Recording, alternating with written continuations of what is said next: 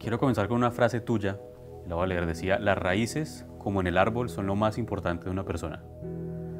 ¿Qué tanto marcaron tus raíces como futbolista? Bien, yo empecé muy pronto, ¿no?, a jugar fútbol. Lo que más marcó mi carrera como futbolista es el amor que tengo por jugar a fútbol. Ese amor por su trabajo ha hecho que los reflectores siempre estén sobre él. Hoy, 14 años después de su debut profesional, no es la excepción. El único ganador del Balón de Oro desde 2007, cuyo nombre no es ni Cristiano ni Lionel, ha sido el encargado de liderar el primer año de Orlando City en la MLS.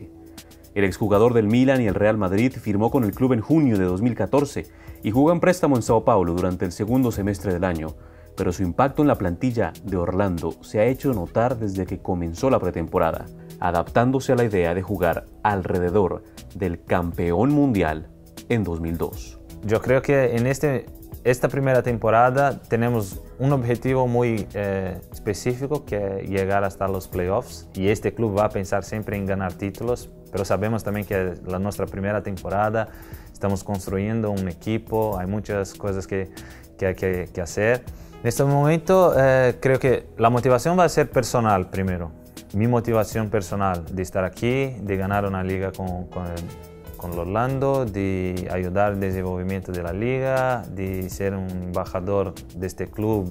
Entonces es un poco transmitir a estos jugadores y a toda la gente que vamos a trabajar juntos, a trabajar por metas. En su primer periodo con el Milan, en el que ganó de todo, Kaká se transformó en el mejor futbolista del planeta.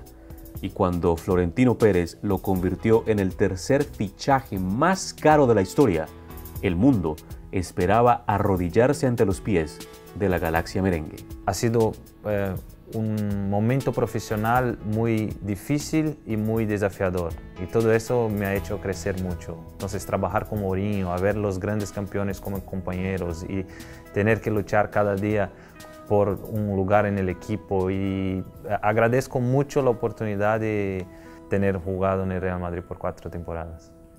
Atrás ha quedado Europa, y no tan lejos desaparece Brasil en el panorama profesional de Kaká.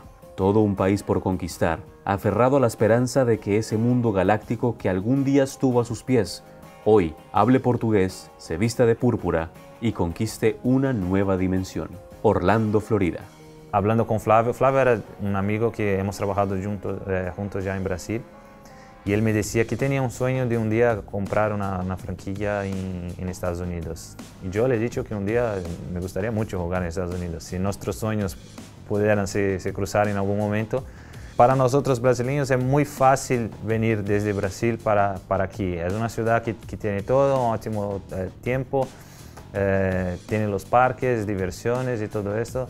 Entonces creo que por eso Orlando es un poco brasileña también. Y ahora te tiene a ti y a Orlando City para que también puedan verlos jugar, ¿no? Ahora hay más motivos todavía para los brasileños venir a Orlando. Brasil es el país que más número de turistas genera en la ciudad, con casi 800.000 brasileños visitando al año, el nuevo hogar de Kaká. Por eso, si quieren conquistarlos, deberán hacerlo con Jogo Bonito. La nuestra idea es esta, que el Orlando poco a poco, sabemos el objetivo final, pero un paso a la vez. Es ser un club muy popular en Estados Unidos, en Florida, luego llegar hasta Brasil, ser un club conocido en Brasil, hacer conocer a la gente cómo funciona la liga de fútbol americana, y claro, eso es un plan muy ambicioso, pero muy desafiador también, y que vamos a lograr. Y mientras Orlando City conquista el mundo, Kaká continuará enamorándolo con lujos, gambetas, goles y aquella mirada al cielo con la que ha acompañado cada bendición que nos ha regalado. Creo que estas son experiencias que te hacen al final crecer.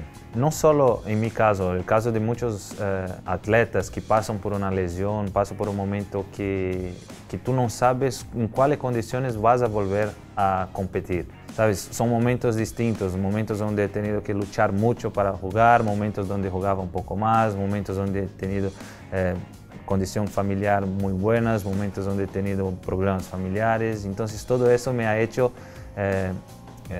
entender cada situación, desenvolver características para poder pasar por cada situación. Entonces, lo que más aprendí es que yo puedo adaptarme a muchas situaciones y que estoy siempre dispuesto y quiero siempre aprender de las cosas.